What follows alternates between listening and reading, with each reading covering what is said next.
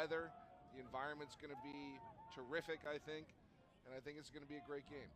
All kidding aside, there is going to be the factor of the weather today. The temperature itself is not anything too crazy. It's in the 20s, but because of the wind and the potential wind chill, that's really going to be the biggest factor in a game like this. And it will be something we have to watch early on to see how it affects both of these teams, because it is significant enough. It is likely to play a factor. So let's go to the opening of this contest between Harvard and Colgate, two coaching staffs that are very familiar with each other.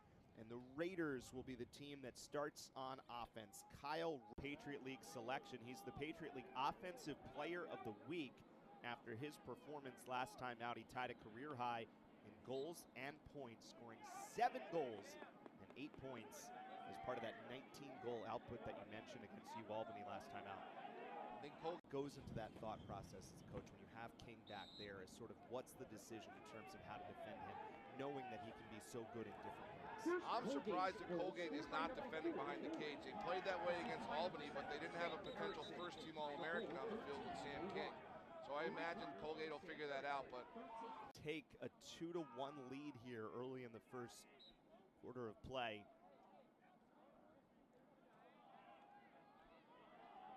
Off here goes to Colgate.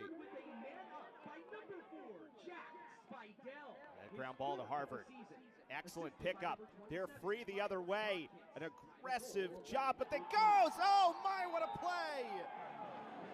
Teddy Malone stays with it after Matt Lacombe came out of his net trying to defend, so the net was empty, and the Crimson take advantage. I think that's the edge Harvard's been waiting to be able to play with. Spidell with the very somewhat reckless pass. Malone runs through 3 or 4 players. That's just great energy. Great start at home on Jordan Field, but you can already feel a pretty substantial difference here with this Harvard offense. 5th goal of the season for Teddy. One of the biggest pieces looking to fill this roster in the 25 season. So another opportunity here with Harvard up 3-1 out of the Colgate timeout, and this one is awarded to the Raiders. Johnny Hartzell, the junior, one more draw than the Crimson. They are 2 for 2 on the extra man, and they have a 4-1 lead.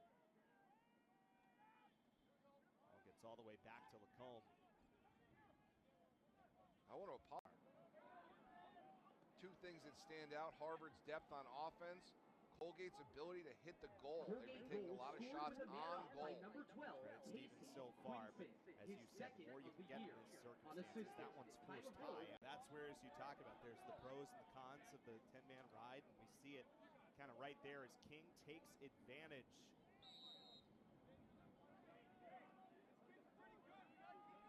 The rages in the game right now are the 10-man ride and the substitution game. That's where a lot of coaches are finding you don't have to make changes in like getting other players on, so you can play with the 10 on the field.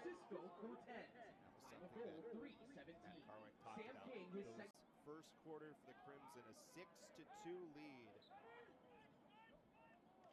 You know, one thing that stands out of these 6 goals, first let's watch Colgate. So they try to go quickly here with Jack Turner. John Arndt had the goal between them, but this Harvard offense is clicking. 2 goals on 2 shots for Logan Ip.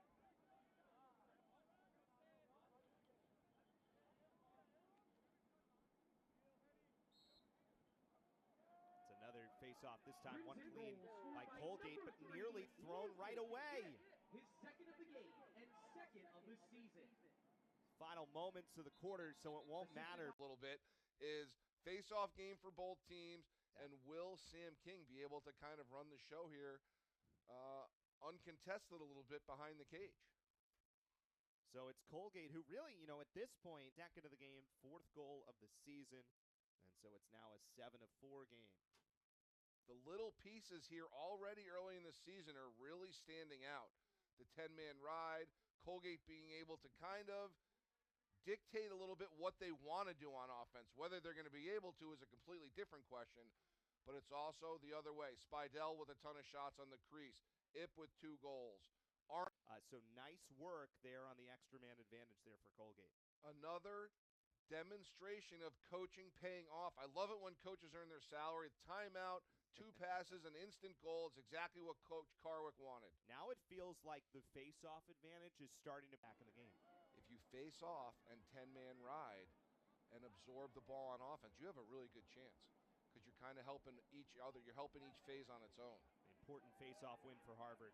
They'll go quickly after Henehan wins it. Rolling ball is stopped. So Harvard goes quickly, but Matt Lacombe of the afternoon, goal and 2 assists. It's his 6th goal of the season. Fabro gets an assist. Harvard going quickly off the face-off when they score. Just from St. Anthony's, you expect him to grow into that. It's still, I mean, we have so much time left in this game, but important little response there by the Crimson. Just when all the momentum's on the side of Colgate to score that quickly. I think this is great because Harvard has struggled to score even-strength goals in this quarter, but Colgate has been dominant in the last 15 minutes. And as you said, the face-off has changed things. However, something to watch here is Henehan comes off, kind of holding his side as he comes to the sideline. That's something the afternoon. Goal and 2 assists. It's his 6th goal of the season. Fabro gets an assist. Harvard going quickly off the face-off when they score. Just go into that. It's still, I mean, we have so much time left in this game, but important little response there by the Crimson. Just when all the momentum's on the side of Colgate to score that quickly. I think this is great because Harvard has struggled to score even-strength goals in this quarter, but Colgate has been dominant in the last 15 minutes. And as you said, the face-off has changed things. However, something to watch here is Henehan comes off, kind of holding his side as he comes to the sideline. That's something. It is Henehan, by the way, who's back out there for Harvard, though it's lost clean. Colgate on the run, and that one missed wide. That's Kyle Rummel, the sophomore. It's like it was early, it was the possession, but now they've been able to cause some turnovers, which was such a key part of what they did last season. We showed you that graphic. They ranked top 5 nationally in caused turnovers. Some of it's been defending, some of it's been causing turnovers. Season is first today. And Colgate has a 10-8 lead. Did you just say 19 shots and they have 10 goals? This is an incredible start. 19 shots on goal, 28 shots total, 10 goals for Colgate. And remember, the score at one point was 7-3 the other way. Here's another combination. Difference each time. We had Harvard take a 7-3 lead at one point. Colgate got out to a 10-8 lead the other way. It's 10-9 as Gaffney scored his 4th goal. His 2nd of the game and 4th of the season. Today for Gaffney now. At 3:06. Owen Gaffney is 2nd of the game. Because they all got to get cold again. Yeah, right. Now that they're warming up. So in about 3 minutes, we'll be good to go. But the teams are taking the field and lining up right now. So Harvard and Colgate again. Harvard in their home white jerseys. They will work back this time off the face-off win by Owen Umansky. So we'll see if we see more of Umansky. Henehan was, I thought, good as that second quarter went on for Harvard, but we did see him come to the side and start for Colgate here to begin half number 2. The only time that we've been mentioning the Harvard long six is when they've been lining up for face-offs. Colgate is just so deliberate, taking advantage of the short sticks. You see now teams in division, in college lacrosse, are either playing heavy 2-man or heavy short stick stuff. This is the identity that Colgate's taking. Colgate's right back up. All-American honorable mention in the preseason by Inside Lacrosse as well. 21 consecutive games with a goal, including his 2nd hat trick of the season. He had one earlier this year against Virginia as well. Remarkable career. He's had a point in every game he's ever played at Harvard. He's had multiple points in 30 games in a row, including today. So it seems inevitable that Sam King will finish his career as the top scorer in Harvard history. Back to you guys. Well, how about that? Colgate right off the face-off win, and they have their 3-goal lead right back. We were just standing here talking about during the timeout how the Harvard face-off army was trying to solve some things together, but that's not what Johnny Hartzell had planned. The Rye, New York native, terrific job. Now they're up by 3. This is incredible. Coach has got to be so fired up. Coach Carwick, it's coming to fruition here against a great friend. Sometimes the toughest games to win are when you're playing against your mentors. How about Johnny Hartzell, who, last year won just 32% of his face-offs. He was 36 for 111. And he's taken, he hasn't been the main guy this year. That's been Kyle Rummel, but he's sort of been kind of the change of pace guy at times. This is his third game in a row where he's over 500. Here's another chance. Now, Coach Carwick's plan, these are kids gaining experience, getting older, not necessarily freshmen at Colgate. These are sophomores, juniors, and seniors. It's tough to really win and upset teams consistently when you have freshmen doing it, but both of these rosters are experienced and seasoning in front of us. It is 11-3 the run right now for Colgate since the end. Henehan, we'll see what's going on here, but Stevens has got to stand up, no question, in this fourth quarter for the Crimson to have a chance. It's one clean that time. Good face-off win for Colgate, but turned over. Still a ground ball available. Goes back to Colgate, and then that shot ends up wide. What a frantic sequence that was, with each team having possession for a moment. Fourth quarter, Colgate now extends the lead back out to 3. 15-12 is our score.